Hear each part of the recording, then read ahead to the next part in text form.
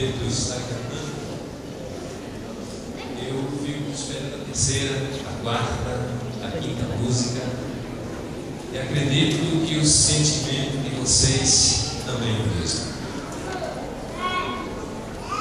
Mas louvado seja o Senhor, porque a adoração ela é feita de música e nela também tem um espaço para a palavra de Deus. Quando eu fui convidado pelo ancião desta igreja, Eronildo, para vir pregar, não é assim, membro desta igreja, Eronildo, para pregar, entre as recomendações, ele disse uma, até 12 horas, até 11h45, 11h45. Então, todo convidado ele procura saber as regras da casa para que ele possa ser fiel às tradições, seus costumes. E dentro desse espaço nós vamos procurar expor a mensagem que o Senhor Deus colocou no meu coração e colocará no seu coração. Enquanto eu estava em casa pensando na mensagem, eu estava orando. E eu orei por esta igreja. E eu disse ao Senhor: Senhor Deus, a mensagem que eu vou pregar este sábado na igreja é a mesma que eu vou abrir a semana de oração dia 2 de maio, lá na igreja de Vila Prudente. E eu disse: Senhor, quem vai estar lá para ouvir? Eu não sei quem são as pessoas, mas que tu possas conduzir a igreja aquelas pessoas que precisam ouvir esta mensagem. E se existe alguém que talvez não precise ouvir esta mensagem, que tu possa conduzi-la para outra igreja, ela pode ouvir um outro sermão. Mas se existe alguém que precisa disso e juntos nós preparamos, que tu crie circunstâncias para que ela não falte no sábado pela manhã. Com isso eu quero dizer, se você acha que está por aqui por acaso, ouve alguma coisa e você de repente ia para outra igreja e veio para cá, saiba que eu estava orando por você. E se você está aqui, é porque o Espírito Santo quer que você escute essa mensagem. Que o Senhor, então, possa ser louvado por todas as coisas.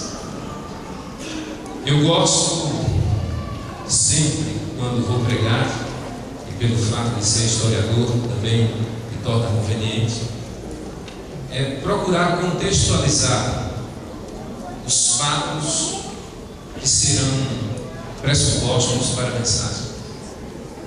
Como nós vamos falar lá do Egito, está muito distante do nosso tempo, é muito importante que a gente se situe no tempo e no espaço. Eu gostaria de colocar o relógio aqui, disseram que vocês podem colocar, se assim eu posso me controlar. E quando a gente vai falar de um tempo muito distante, é muito comum algumas pessoas cometerem um erro crasso. É não considerar o aspecto do anacronismo. Anacronismo é quando a pessoa pega as ideias e os conceitos de uma época e aplica a outra. É como se eu quisesse fazer considerações sobre uma civilização antiga a partir dos conceitos que eu tenho hoje. Essa interpretação certamente ela implicará em equívocos. O Egito também é assim. Quando eu era aluno de arqueologia, o doutor Wagner, ele convidou uma egiptóloga para fazer uma palestra. Foi a doutora Cíntia Alfieri Gama, em 2008, na Universidade de Santo Amaro, da Luísa. E naquela ocasião, a professora Cíntia, ela começou a trazer algumas novidades lá do Egito, porque ela estava fazendo escavações no Vale dos Reis. E entre as escavações, ela falou com surpresa, dizendo que para você identificar a cronologia do Egito está muito difícil, porque até hoje nós não fechamos a cronologia dos reis do Egito. Nós não sabemos quantos faraós de fato existiram. Então, qualquer precisão quanto ao período da história do Egito implica em uma incerteza. E ela dizia mais: quando você vai analisar a história do Egito, saiba que quando um faraó ele terminava a sua dinastia porque outra assumia, essa nova dinastia começava no ano zero. Então cada faraó ele começa com uma cronologia, mas não existe uma sequência quando nós encontramos as dinastias sucessoras. Então até hoje há dificuldade em você precisar os fatos que ocorreram no Egito. E ela afirmou na sequência que hoje, qualquer pesquisa do Egito, existe uma margem de erro de 40 a 50 anos. Como o nosso calendário é cristão, a gente procura se situar no tempo e no espaço a partir do nosso calendário. Mas mesmo algumas pessoas projetem datas precisas, elas têm essa margem de erro.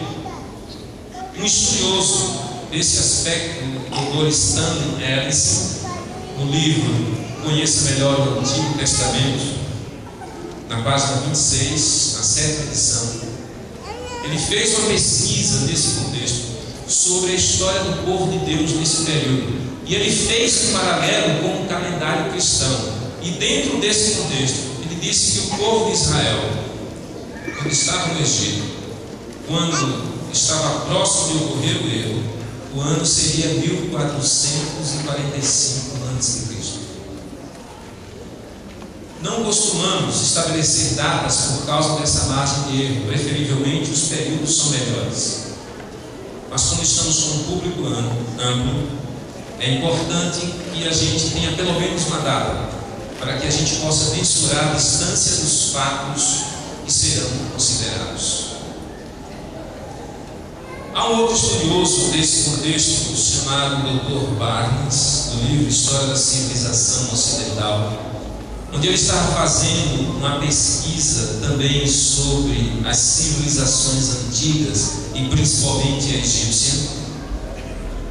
Ele relatou um fato que corresponde ao período quando José estava no Egito. Ele fala da dinastia dos faraós que existiu nessa época. E na página 23 desse livro citado, na 39ª edição, ele diz o seguinte: por volta de 1750, o país, referindo-se ao Egito, foi invadido pelos Hicsos, ou dominadores de terras estrangeiras. Sua eficiência militar foi atribuída ao fato de possuírem carros e cavalos de guerra. No decorrer do seu relato, ele afirma que foi com a presença dos Hicsos no Egito que os faraós e os egípcios conheceram o cavalo, que até então eles não tinham. E essa dinastia era muito poderosa, e ela começou a prevalecer no Egito a partir da 12ª e se projetou adiante. Até então se admitia que os Hicsos, por possuírem cavalos, e cavalos na antiguidade é uma demonstração de que aquele povo era um povo de guerra, era um povo valente, os Hicsos eram vistos dessa forma. Mas um especialista egípcio, um historiador egípcio, Manetón, citação no livro de Azevedo, que é o Dicionário de Termos e Conceitos Históricos, na página 219, há um relato que ele traz uma novidade acerca dos Hicsos que Barnes não conseguiu trazer nas suas pesquisas. Ele diz que os reis e esses Hicsos, embora fossem poderosos, eles também eram reis pastores. Então eles tinham essas duas qualidades. Eles eram homens que tinham cavalos, homens de guerra, homens poderosos, mas também tinham essa característica de serem reis pastores. Imagine que quando José estava no Egito, José foi o segundo no Egito, e ele era o segundo na dinastia dos Hicsos. Agora imagine José sendo o segundo, tendo todo aquele domínio, E agora a sua família, que era de escravos, mas tinha privilégios que os outros escravos não tinham. E quando as pessoas olhavam para José e a sua família, tinham dificuldade em identificar, talvez não quando por ocasião da ascensão, mas imagine 20 anos depois. Imagine que as pessoas que têm afinidades no trabalho, ou seja, se aqui existem pessoas que se conhecem, mas se existe um grupo de médicos, um grupo de professores, um grupo de enfermeiros, essas pessoas têm algo mais a conversar. Então imagine agora aquele grupo de escravos fazendo parte da elite de Israel, José sendo o segundo, confundido com o faraó em algumas gerações seguintes, tinha afinidades trabalhísticas. E se você pensar que José casou com Alzenate, que era egípcia, e os filhos de José não eram masculinos, os filhos de José eram filhos mestiços, filhos de uma egípcia e filho de um escravo de um israelita. Mas os filhos de José participavam dos privilégios da elite. Então as pessoas, quando olhavam para aquela geração, elas ficavam assim, em algum momento, 20, 30 anos depois: quem são os israelitas? Quem são os egípcios? Será que ele faz parte daquele grupo de escravos? Ou eles estão aí disfarçados para nos inspecionar, para verificar se de fato estamos fazendo as atividades?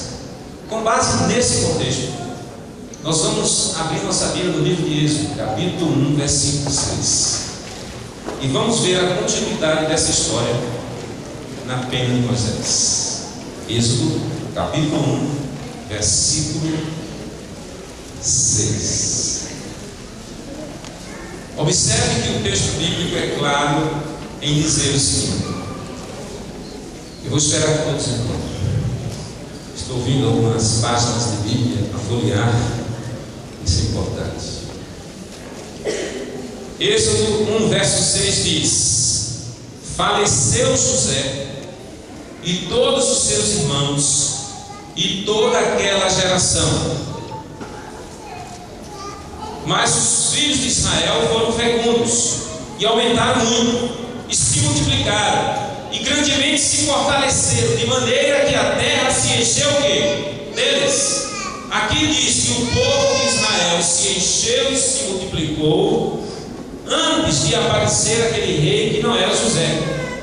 Então, quando José participava da elite, mesmo depois de ele ter morrido, a influência positiva de José ficou. Foi nesse período que o povo se multiplicou e encheu. Eles eram muitos. Mas quão muito eles eram? O que o relato bíblico diz é que eles eram tantos que o faraó que suplantou a dinastia dos Íxos passou a ter medo deles. Olha só o que diz o verso 8.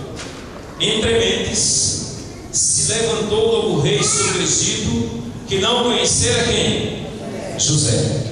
Ou seja, não conhecera a história de como José chegou a ser o segundo no Egito. Ele não conhecia essa história da ascensão que nós acabamos de sintetizar para vocês. E o verso 9: ele disse ao seu povo: eis que o povo dos filhos de Israel é mais numeroso e mais forte do que nós. Como é que pode o faraó, com o seu exército, dizer que estava com medo de um bando de escravos, porque eles eram mais fortes e eles eram mais numerosos? Quem está dizendo isso é a dinastia que conseguiu suplantar a dinastia anterior. Então esse rei estava com medo por causa do número de pessoas, porque eles eram fortes. Ele não conhecia a história de José, mas certamente ele sabia que aquele povo participava da elite, não era um escravo qualquer. Lembram-se de Nabucodonosor, quando ele escravizava as nações? Ele pedia para que aqueles jovens da linhagem real pudessem servi-lo, e não ser escravos como qualquer outro, porque ele sabia a capacidade que as elites teriam de incitar o povo a uma revolta. E esse sentimento provavelmente talvez tenha passado por esse egípcio. E essa multidão, para os historiadores, por muito tempo isso foi uma incógnita. Mas veja só o que é dito no livro de Êxodo, o mesmo que vocês estão abertos, no capítulo 12, verso 37. É um texto conhecido também de todos nós.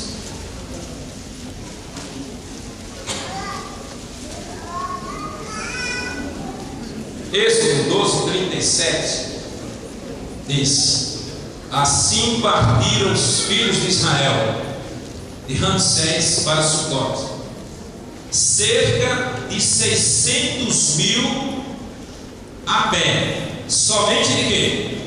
De homens. Se a gente for considerar esse contexto, a gente vai perceber que havia 600.000 homens. Agora vamos fazer uma conta simples aqui. Vamos supor que nesta multidão, para cada homem tivesse uma mulher. Sabemos que na antiguidade, naquela época, as coisas não funcionavam assim. Mas vamos supor um homem e uma mulher. E vamos considerar para cada casal um filho. Se nós fizéssemos essa conta simples, 3 vezes 6, 18. Quantas pessoas nós teríamos ali no deserto? 1.800.000 pessoas. Considerando que aqui só tinha 600.000 homens. No entanto, as pesquisas acerca desse relato avançaram. Eu gostaria de citar um personagem que certamente é conhecido de vocês. Ele estava presente na revolta judaica no ano 66 depois de Cristo. Os judeus, eles tinham por hábito promoverem revolta contra os romanos. E na turbulenta Galiléia, onde ele era o responsável por aquela área, ele rendeu-se ao opressor. Ele foi preso. Só que quando o opressor percebeu que aquele homem falava fluentemente o latim, falava fluentemente o grego e era judeu, começou a averiguar a vida daquele homem e disse: olha, ele é um homem culto, ele não parece ser um homem culto. E então fez um acordo com este homem, disse: olha, vamos fazer um acordo com você. Você vai contar para nós a história do povo judeu. Eu quero que você conte em detalhes essa história. Se você contar em detalhes essa história, nós vamos dar alguns privilégios a você. E nós gostaríamos que você desfrutasse desse privilégio. O primeiro deles é que nós vamos mudar seu nome. Você passará a ser de uma linhagem real. O nome dele era José Ben Matias e passou a ser chamado Flávio José, o historiador judeu que nós conhecemos. O segundo é que você agora vai ter todos os privilégios que o cidadão romano deve ter. No entanto, comece a contar a história desse povo. E Flávio José, então, escreveu o livro Antiguidades Judaicas. E nesse livro ele começa a contar a história do povo judeu, desde a criação do mundo até o ano 64, que foi a época de um dos imperadores romanos. E ele começa a narrar o versículo e ele procura relatar fatos históricos paralelos para que os romanos pudessem entender a história dos judeus. Está lá em Antiguidades Judaicas, livro 2, capítulo 94, mas a obra traduzida em português se chama História dos Hebreus. É a obra completa e essa citação que eu vou ler está na página 85. Na página 85, José está relatando, ele está comentando Êxodo, capítulo 12, versículo 37. Esse texto que vocês acabaram de ler. Olha o que José diz acerca desses 600.000 homens. A multidão podia-se dizer inumerável, pois além das mulheres e das crianças, havia 600 mil homens capazes de pegar em armas. José diz que quando a Bíblia fala de 600 mil homens, a Bíblia não está falando do sexo masculino. A Bíblia está falando apenas de 600 mil homens capazes de ir à guerra. Ou seja, se nós formos considerar Números 1, verso 3 e outros relatos bíblicos, quais eram as considerações que eram feitas para que alguém pudesse ir à guerra, para que alguém pudesse pegar em armas, uma delas dizia: teria que ter mais de 20 anos. Isso quer dizer que 600 mil homens eram aqueles que tinham mais de 20 anos. Além disso, eram aqueles que, se tivesse um filho, também não poderiam ir à guerra. E existe uma série de relatos a esse aspecto. É importante a gente considerar que se existiam 600 mil homens que podiam pegar em armas, então o número de pessoas que saíram do Egito, sem dúvida, chegava próximo ou ultrapassava 3 milhões de pessoas. Agora imagine essa multidão saindo do Egito: homens, mulheres, idosos, mulheres grávidas, crianças recém-nascidas. Embora os egípcios conhecessem o cavalo, eles não conheciam o camelo, que era um animal apropriado para o deserto. Então o povo saiu sobre bois, sobre cavalos. Então aquela saída do Egito não foi uma saída fácil. As pessoas precisavam ter certeza que estava indo para um lugar onde manava leite e mel. E essa era a grande motivação. Porque leite e mel na Bíblia queria dizer abundância, prosperidade. E eles buscavam essa bênção. Mas aconteceu um fato incrível. É que Êxodo capítulo 15, versículo 22, diz que eles passaram 3 dias no deserto e não encontraram o quê? Água. Eu sou pernambucano. Eu nasci na cidade de Cabo de Santo Agostinho. Meu pai era caminhoneiro. Meus pais já faleceram. Eu morava na Vila Esperança. E lá na Vila Esperança nós tínhamos uma vila pequena e meu pai era o único que tinha um caminhão, a boleia amarela. E quando ele chegava todo mundo sabia, porque quando buzinava as pessoas diziam: olha, o velho 114 está chegando, porque o carro de número 114. Meu pai, quando saía de casa, ele passava 15, 20 dias fora. E ele era a única fonte de renda da família. Quando ele chegava, para minha mãe havia aquela alegria, porque o esposo estava voltando, mas também porque vinha comida. Então a gente sempre aguardava o pai chegar, porque chegava comida, era festa. E como o caminhão era um atrativo, as crianças da vila, elas corriam para subir na carroceria do caminhão. E eu, todo mancho, tinha meus 8 anos, e eu ia na boleia. Os meus colegas lá na carroceria. Depois, quando meu pai chegar, nós íamos conversar, e eu me lembro muito bem que alguns deles diziam: ah, porque lá em casa compraram um laje de creme de carne, que era uma coisa cara em nossa casa. Ah, comprou queijo. Ah, tem televisão colorida. E lá em casa não tinha nada disso. Meu pai foi uma vez na escola. E ele disse: eu fui uma vez só. Quando eu cheguei em casa, o pai dele disse: você gostou? Ele disse: não. Você quer ir para a escola? Ele disse: não. Ele disse que nunca mais foi para a escola. Porque ele queria que a gente sempre estudasse. E a gente sempre estudava, não tinha outra diversão a não ser o estudo, a não ser a sair para ir viajar com ele, voltar, ficar naquela vida. E quando os meninos estavam contando vantagem, eu dizia para eles: ah, mas eu fui 8 vezes na Bahia. E quando eu dizia que fui 8 vezes na Bahia, então ninguém tinha argumento. Em uma dessas viagens na Bahia, eu lembro que foi eu, meu pai e minha mãe. meus 3 irmãos e um cachorro chamado Marrom. E quando nós íamos, naquela época, a boleia, ela tinha um motor dentro da boleia. Você quando abre, então fica muito quente quando dá problema. E meu pai, quando ia para Salvador, ele disse: olha, Dete, minha mãe era Bernadette, nós, antes de irmos a Salvador, precisamos passar em Paulo Afonso para deixar alguns sacos de cimento. Paulo Afonso, muito quente. Quando ele ia subindo a ladeira, aquela carroceria cheia, o carro deu um problema. Ele abriu o motor, o carro ia descendo, e ele dizia: Dete, manda os meninos descerem para colocarem o cerco no carro. Cerco é um pedaço de madeira grande, leve, coloca atrás. Minha mãe disse: não, se eles descerem, eles vão morrer, eles são pequenos. E meu pai dizia: se eles não descerem, todo mundo vai morrer.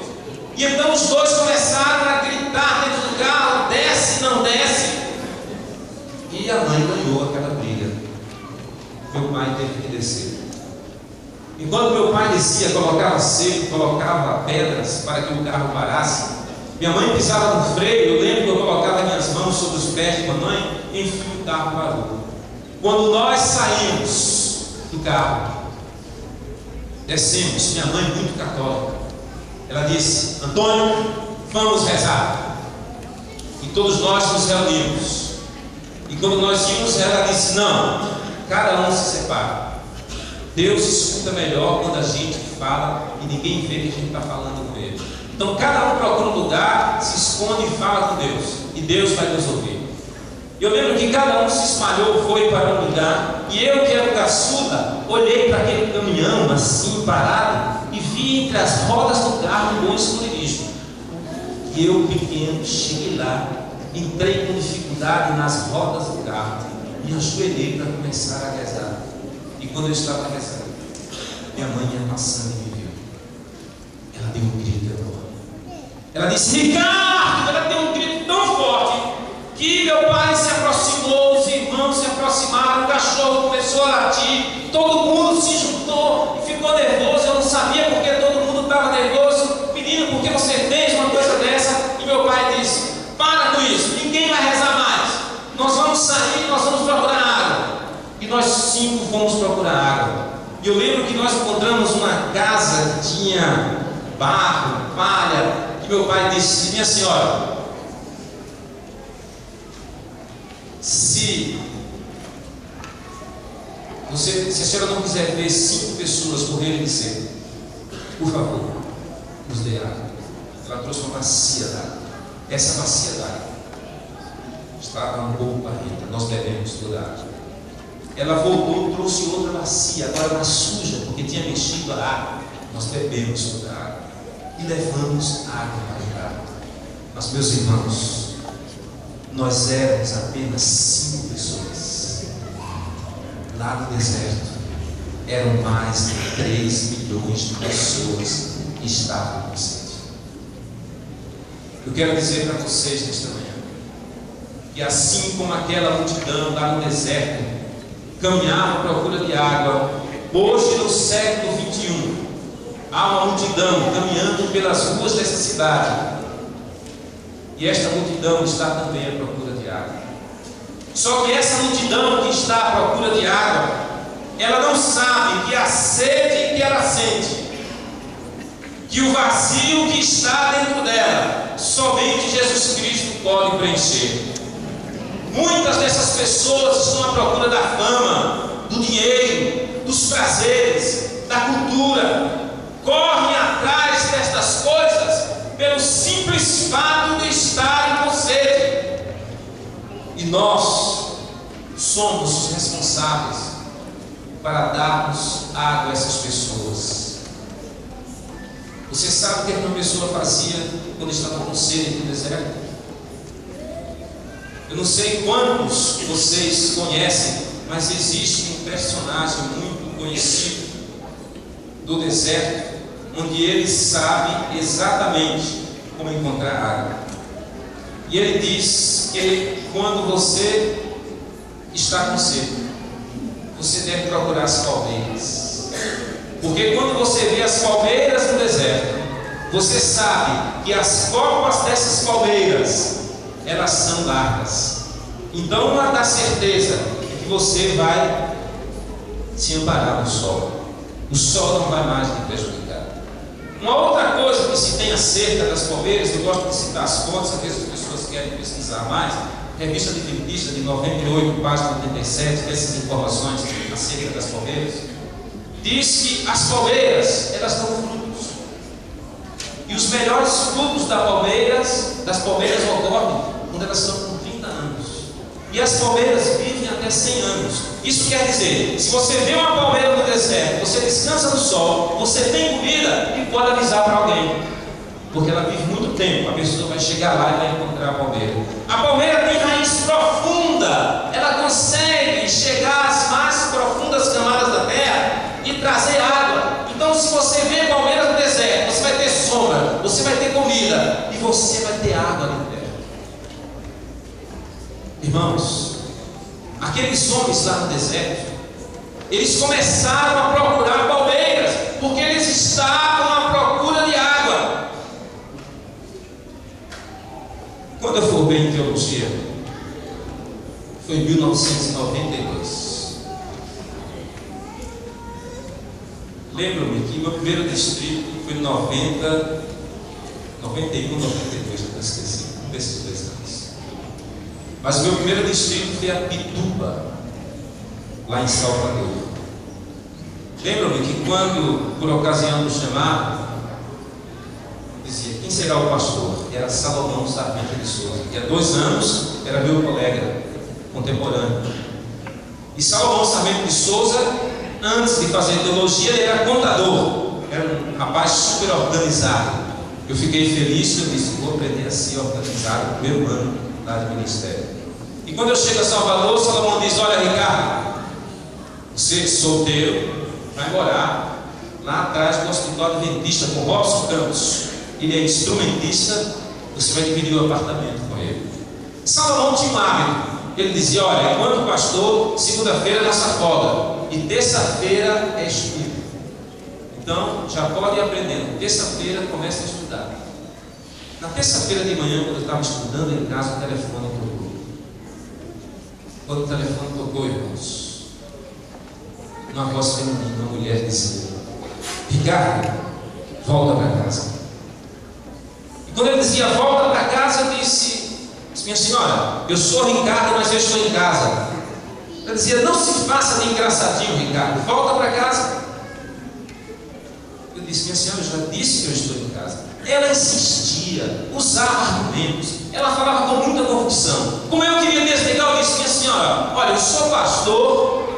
E quando eu disse, eu sou pastor, e quando eu ia partir para finalizar, ela para, silencia, ela começa a chorar.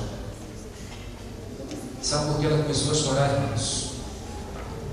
Porque o nome pastor para ela é como se fosse uma palmeira no deserto. A partir daquele momento, ela não esperava de mim nada menos do que aqueles homens lá no deserto esperavam das palmeiras.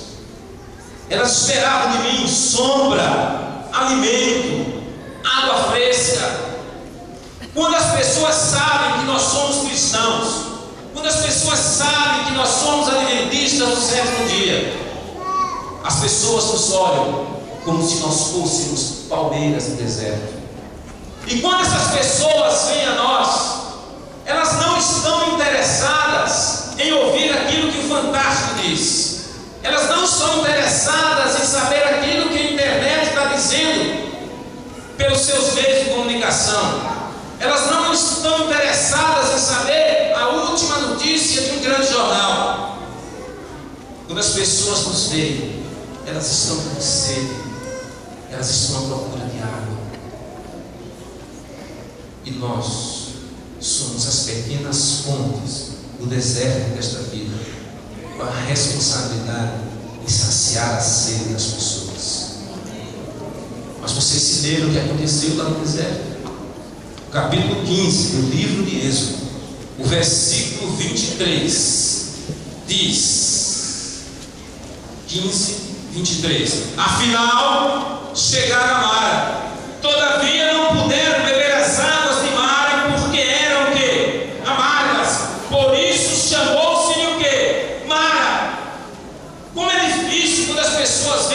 conversar conosco e elas não têm nada mais do que águas amargas. Como é difícil quando as pessoas saibam, olha, aquelas pessoas conhecem tanto a Bíblia e às vezes elas se aproximam, elas conversam, mas tudo que nós falamos é exatamente aquilo que elas já sabem. Elas precisam da água que um dia trouxe alegria de viver a mulher samaritana, da água que um dia curou a lepra de Naamã.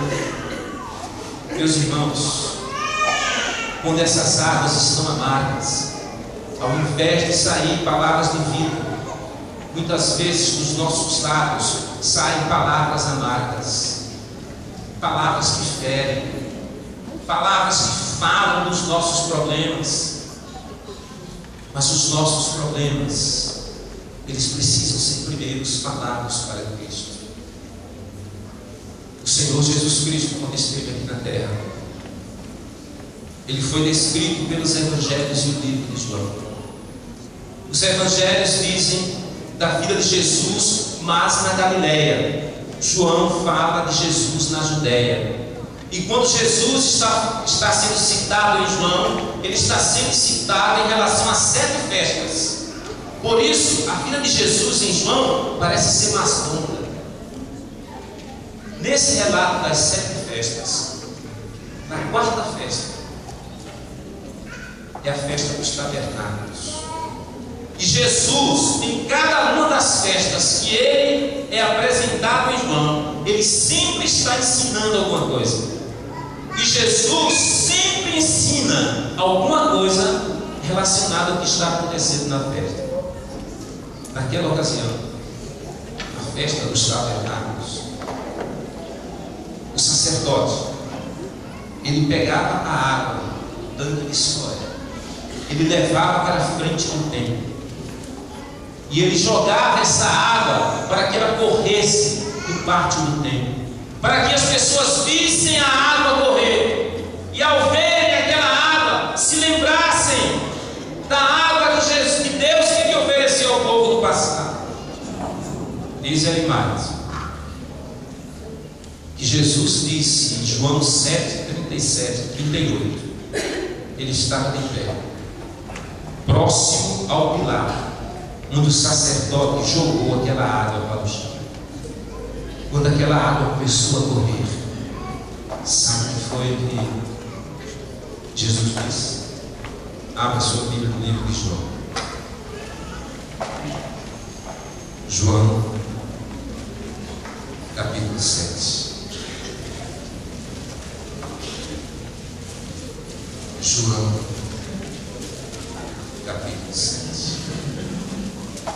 Olha só, versículos 37 e 38. No último dia, o grande dia da festa, levantou-se Jesus e exclamou: se alguém tem sede, venha a mim e beba. Quem crê em mim, como diz a Escritura, do seu interior fluirão rios de água. Eu quero dizer que Jesus quer lhe oferecer essa água. Amém. Porque Ele é a água. Amém. E quando você encontrar qualquer pessoa, se lembre, você não precisa estar com a Bíblia para pregar os evangelhos, para pregar o evangelho. Você é o evangelho. Você é a água que o mundo precisa. Eu gostaria de convidar o quarteto para vir aqui à frente. O quarteto vai cantar para você. E essa música que o quarteto vai cantar vai sintetizar o desejo de Jesus Cristo em querer oferecer essa água para cada um de nós. Não deixe passar a oportunidade de beber desta água que Ele oferece livremente a cada um de nós. A água que somente Jesus Ele pode oferecer.